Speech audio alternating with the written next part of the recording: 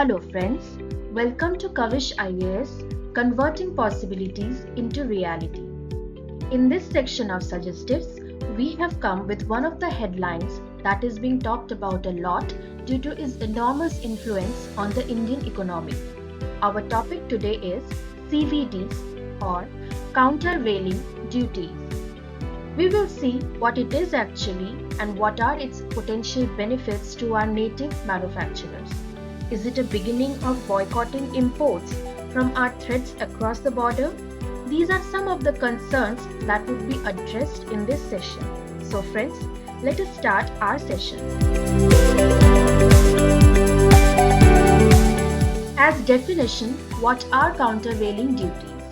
These are the duties imposed by nations to offset or countervail the price effect of significant foreign government subsidies on product or good. Now, what does this big definition mean? Let us get into the concept. When a foreign country wants to export its goods to another nation, it reduces their prices below their own market prices. Sometimes they are even lower than the local markets of the purchasing country itself. This entices the consumers to opt for imported goods rather than buying from their manufacturer of their own country. CVD is tax applied on such imported goods. But why is CVD so important? Recent studies show that the imports in India are increasing every year, and if not controlled, will continue to exponentiate in the coming years as well, which in turn would depreciate the business of native producers of our country. We must find ways to promote and support our local trades. CVDs are means to this approach. From raw materials like cotton, minerals, tobacco, gums and raisins to finished products like arms and ammunition, fertilizers and spacecraft and other vehicle products, everything are imported from outside. The question arises, do we not have these in our own country? Yes, we do, but it is the cheaper rates of stuff that encourages our consumers to choose foreign manufacturers. Here comes CVDs at rescue.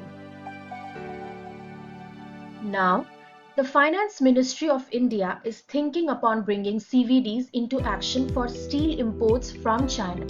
Now, why only China? Because we know they are one of the biggest threats to our country, be it our borders, our economy, or its alliance with other parties of the world who are not so kind towards the development and stability of India. So we should think twice before promoting their business at the cost of our local manufacturers. Another point to think about is why choose to ban steel import? Because steel is a major raw material that is used in infrastructure, electronics, vehicle products, arms and ammunition, and whatnot.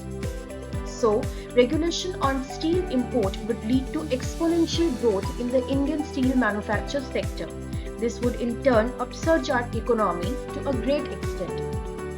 Slowly yet steadily, such wholesome resolutions towards nation's economy and integrity would be beneficial to win over the public's confidence and would encourage our manufacturing sector to grow better, faster, and contribute to India's GDP.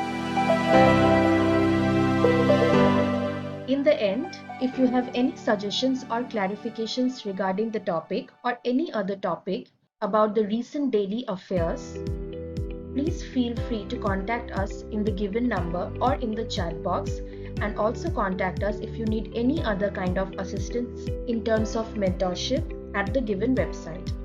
Thank you and have a nice day.